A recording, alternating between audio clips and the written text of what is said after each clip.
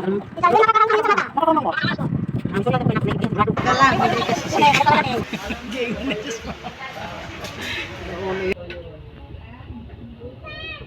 tabang. Wala pong kalakala sa lasa. Hello po mga kamomshi, another day, another vlog na naman po. Pagpasensya nyo na ang ingay. For today's vlog po ay ipipicture natin ang birthday na aking kapatid. So kanina, medyo bisibisihan ang mga peg ng mga momshi. Kasi nga birthday ni Daisy, bali nagtinda pa siya ng isda. Tapos may konti lang namang, ang tawag pa sa Bisaya, pahalipay sa kanya. Tutulong po ang momshi doon guys. Ang rule ko doon ay mag-ihaw ng isda. O diba, ito yung peg mag-iihaw ang isda. Kaya guys, keep on watching.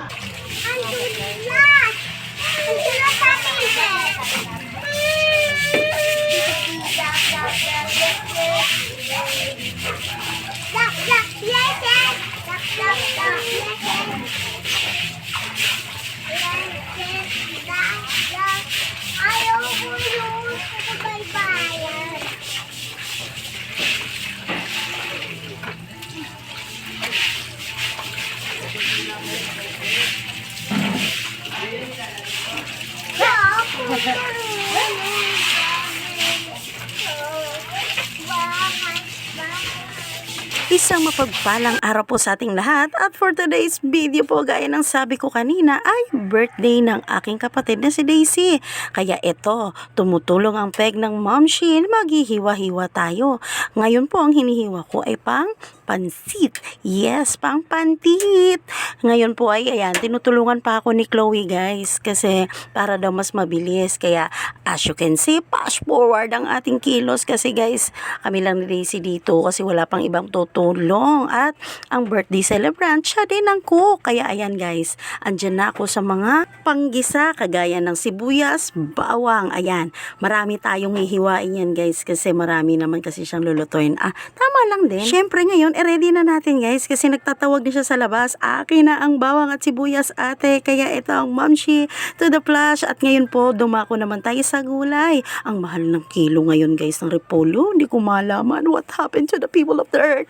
Bakit lahat nagtataasan ang bigas imbis bumaba? Tumataas mga momshi. Kaya kung sila ay nagtataasan, syempre tayo magpakumbaba lang lagi. Napaka-importante niyan sa buhay guys kasi walang masusolusyonan kung lahat tayo ay nasa taas. Kaya nga, matuto tayong magpakumbaba sa lahat ng bagay. Para ang lahat may pagkakaunawaan. Kagaya ngayon ng mama ko nagkukwento kaya tawang-tawa ang momshi.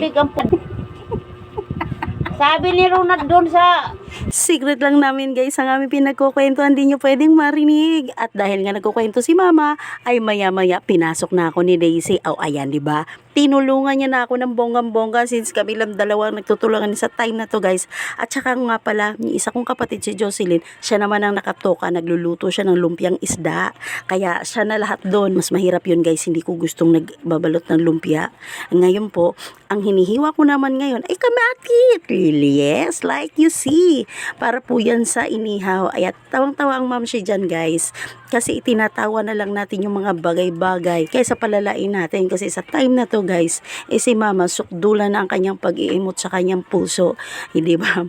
Matindi ang kanyang sama ng loob at naglalabas siya nito. Siyempre para hindi natin mas pabigatin ang sitwasyon, take it easy. At habang marami-rami pa akong hihiwaing kamatis guys, you want to see my mother na nag-emot siya pero hindi ko ipaparinig mga sinasabi niya guys ha. O diba? Gaya ng sabi ko sa inyo. Pero ang momshi dito guys, chill-chill lang tayo. Pero syempre, kapag may umiiyak sa tabi natin, hindi ibig sabihin magpaka-chill ka. Syempre, habang chill ka, may pakialam ka sa nararamdaman niya, willing kang makinig. Kaya proceed tayo sa niluluto ni Daisy. Isingit ko ba kasi kaluto na mo? Lager ka lang, hindi kasi sikat. Ano sabi niya kay mama? Ano pa, yung Hindi kasi sikat. pag may linya mo malayo rin. Kaya kasi mga language ka rin mo. Bawal na Mga palapa pa, mula kang tong. TV, kunig lang sa TV wala hapon. Tikman natin guys yung pansit. Nakuhin ako guys sa may.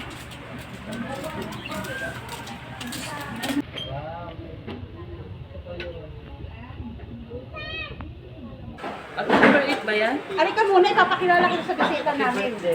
Ayun o. Diyos ko, ano ba? Aw! Di ba kayo hindi? Di mo na nakita. Hi! Abe, paano daw, Net? Paano daw, Net? Huwag mo na video. Alam mo na. Ayaw mo na. Muro ka dun, Bay, para makuha yung whole body mo. Yan. Ah. Oo, ba ng beer ah. Dapat pulutan yan. Yung tingin naman pulutan. Hello po. Ayun o, natakpan na nakuhaan eh. Alin? May patutunguhan yan. Ako nakapasok doon sa may birthday. Nauna ka pa sa pare. Yung pare darating pa, wag ka munang mauna. Pauwi na yung pare ngayon. Paano naman kami? Wala kaming pulutan. Antayin mo yung pare, di ba? Sino ba pare na yun? Bago di ba, kailangan bago umuwi pag ano, sermon mo ng pare. Vlog ka na naman. Eh di vlog niya at least, sisikat tayo. Diba? Push mo yan, te. Ako nakakaano pag-uwi niyo. Isang bote pa lang yan. Paano pa? Yay! Tagjakan ako ni JR na po yun. Ba't tinatadyakan ka ba nun? Hindi. O siya tinatadyakan? Yung asawa niya sa kanya. O? Record ka na. Takot lang talaga ni JR. Siyempre, hindi tayo makamove on. Pagka ginawa yan, baka umiyak-uyak ka. Kahit na, manye. Ako lang nagwagi.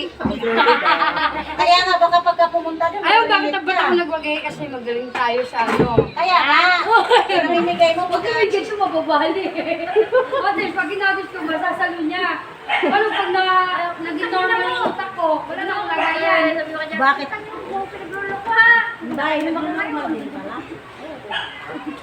Tingin mo sa akin, hindi adro. Hindi abnormal. Akala ko kasi hindi nagmamal eh. Yeah, normal. Kung tabang, wala pong kalakala sa lasa. Alam mo kung bakit walang lasa yung tilapia. Walang asin. Hindi nga. Hindi naman natin. Kasi asin yung mga bata. Hindi tayo Higa, ang Hindi naman inihiga yan o, inihiga yan, mabisang bilang. Bobo, may halak siya. Puta, tatakot ka, painom mo. Ikaw na ang palaya yan eh. Isukan niya lahat ng pleme. Gago ka, gapas anak mo ko. Walang... Ikaw kasi, shadow ka kasi maselan sa anak mo. Alam mo naman, kagapuhan, ang puti-puti. Nilahit ka si Tutoy. Toy! Sabihin mo, Toy. Kagapuhan. Gwapo naman talaga yan si Tutoy ah. Gwapo nga, maitim naman. Kahit paitim yan. Masyadong maselan. Kala mo, mayaman. Toy, sabihin mo, bakit nadamay ako? Nananahimik ako rito. Oo nga po mga kamamshimit, may mga kapitbahay. Sila ang unang bisita ni Daisy. Kaya lang, hindi pa luto yung mga ulam-ulam sa oras na to. Kaya sa tingin ko, binigyan lang sila ng pantit. At ang kwentuhan nga nila dito guys, nauwi na sa kung ano-anong panggagamot ng herbal. Ayan, pinagtatalunan nila yan. Pero, ox lang yan. Katagalan yan, magkakasundo din yan. Ngayon na ako naginom. Baka kita mo ba ako araw-araw naginom? Pwedeng dalaga ka ngayong anak mo doon. Natural. Kasi pagdating ng asawa ko, pasainin ko. Maluto ako ng ulam, kapag yung mga bat. Sabi pa yung inom mo lang. Puta, Bakuy din. dami ng bubul, puta. Ano yung manicure ko? Manicure. O, andito ng pare, bye! Bye! Andyan ang pare, bye! Ay, pare, lasing na kami, girl. Asan yung red doors namin? Ano, natakot yung mga. Kaya pasok. Pasok na, kuya. Sige, okay lang, pasok. Abang may lulusutan. Pero mamaya At sa pagkakataong pong ito, ay nag-change costume na si Bombay. Pauwi na po yan siya. Oh, ang feg. Binigyan po kasi yan siya ng hipag niya yan si Bane. At tita pala niya. Binigyan po kasi siya niya ng bagong dress. So sinukat niya, ayan, nahiya pa ang Bombay. Sa lagay na yan, kaya pumasok na. At guys, this is it. Ayan na rin po yung bisita ni Daisy. Bisita po talaga yan ng asawa niya. At tara, ito po ang handa ni Daisy. Binigyan niya na ang Ma'am Shikay at kakain ako sa lahat. Guys, maraming salamat sa walang sawang panonood ninyo ng aking vlog at God bless everyone!